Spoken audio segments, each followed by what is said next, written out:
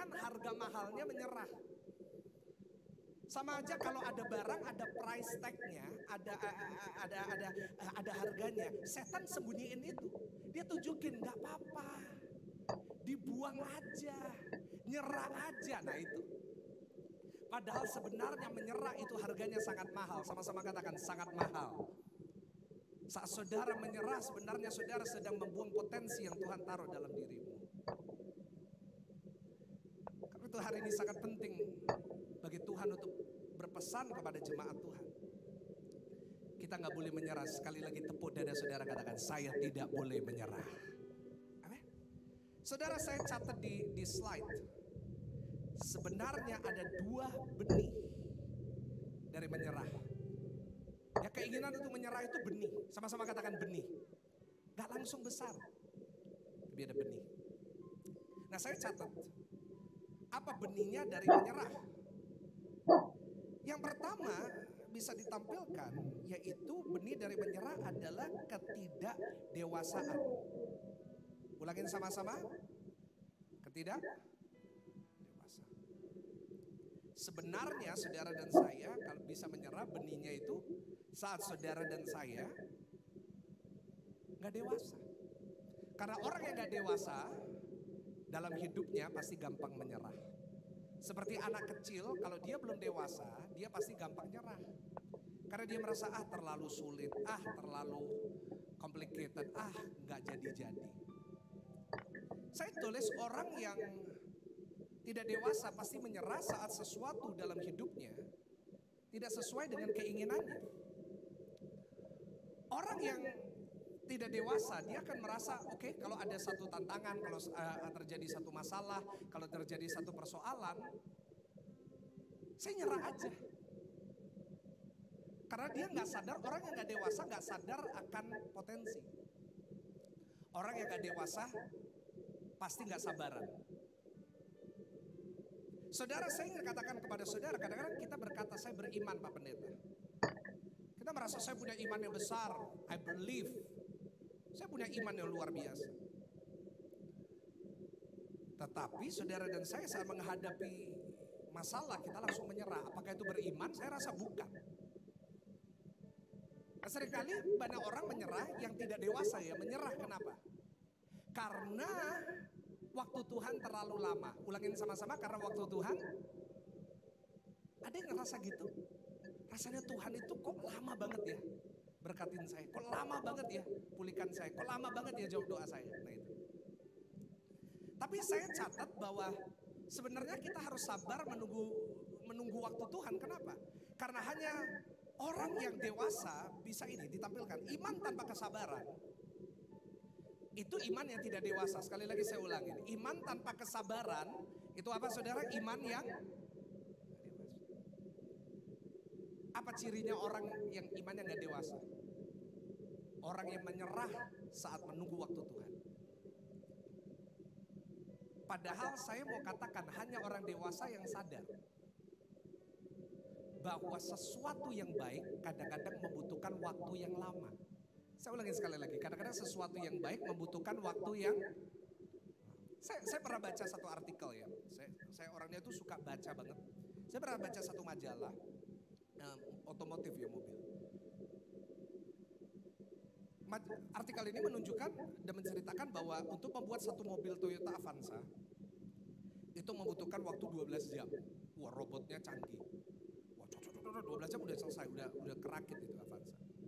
Nah, tapi terus dibandingin kontrasnya. Untuk membuat satu mobil Rolls Royce, tahu mobil Rolls Royce? Itu membutuhkan waktu 8 bulan. Nah, sekarang saya tanya sama saudara, kalau hari ini ada yang mau kasih saudara mobil, dikasih 2 pilihan, Toyota Avanza atau Rolls Royce, saudara milih yang mana? Langsung cepat kan jawabnya kan? Ada yang sok rohani, gak apa-apa Avanza aja gak apa-apa. Tapi jujur, kalau saya dikasih pilihan itu ya jelas Rolls Royce. Buat apa Pak Pendeta? Kok bukan apa, dikasih saya jual, belikan alat buat gereja kan selesai. Tapi kita semuanya pasti milih Rolls Royce. Why? Karena kita semuanya dewasa. Kita tahu bahwa Rolls Royce meskipun waktunya lama buatnya, tapi harganya, loh Kok nggak rela ngomongnya? Apa harganya apa? Tapi butuh waktu. Lalu kenapa kok kita minta Tuhan cepat-cepat? Padahal sesuatu yang baik membutuhkan waktu yang anak kecil yang nggak ngerti mobil, yang nggak ngerti uang, ditanyain mau yang mana, bisa-bisa dia milih Avanza. Nggak ada masalah dengan Avanza. It's a good car. Bisa dimasukin 12 galon. Kayak salesnya Toyota, saudara. It's a good car, tapi orang kalau pakai logika ya nggak apa-apa nunggu 8 bulan, tapi dapat yang bagus. Ngerti maksud saya? Kenapa kita nggak bisa kayak gitu dengan doa kita? Karena kita kekanak-kanakan. Kalau Tuhan lama ya udah aku melangkah sendiri loh. Kayak Saul.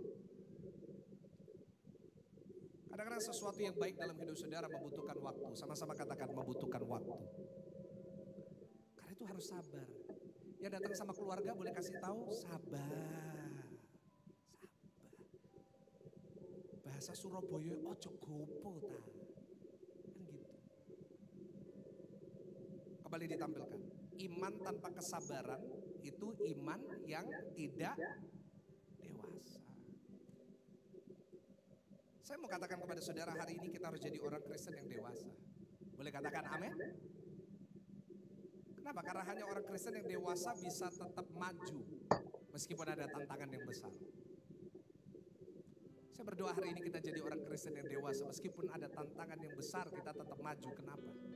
Karena semakin besar tantangannya, semakin besar berkatnya. Yang setuju berikan tepuk tangan yang paling meriah, tepuk tangan yang paling meriah. Orang yang dewasa pasti tahu tantangannya semakin gede. The bigger the challenge, the bigger the prize. Lebih besar tantangannya, lebih lama waktunya, hasilnya pasti lebih baik. Yang setuju boleh katakan amin. Karena itu saya ajak saudara yang gampang nyerah, gampang give up, gampang quit. Ayo, kita bertumbuh dewasa dalam Tuhan. Yang setuju boleh katakan amin. Dan yang kedua, kenapa kok seringkali kita ini mau menyerah? Benihnya yang pertama karena kita tidak dewasa. Kalau kita nggak jadi orang Kristen dewasa, benih itu akan tumbuh dan kita akan terhalang. Kita nggak akan pernah maju dalam hidup. Yang kedua, apa benihnya dari gampang menyerah? Kita baca Hakim-Hakim 6 ayat 15 kembali. Hakim-Hakim 6 ayat yang ke-15. Kembali kita bersama-sama membaca. Tapi jawabnya kepadanya, Tuhanku, dengan apakah akan kuselamatkan orang Israel? Ketahuilah kaumku adalah yang paling kecil di antara suku Manasye. Dan aku pun yang paling muda di antara kaum keluargaku. Yang kedua, apa benihnya orang yang suka menyerah?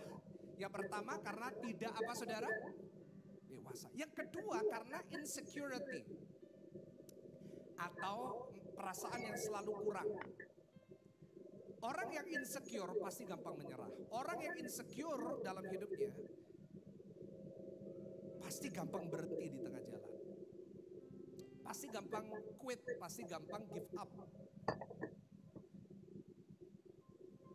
Apa insecure itu? Insecure itu merasa kurang. Sama-sama katakan merasa kurang. Ada yang kayak gitu? Kata kuncinya merasa. Itu cuma perasaan. Sebenarnya ini banyak di sosial media ya tentang insecure. Itu anak-anak muda biasanya. Tapi saya sadar ya, kadang-kadang insecure ini bukan cuma untuk anak-anak muda. Justru orang yang dewasa, orang yang tua, itu lebih insecure dari anak-anak muda. Kenapa?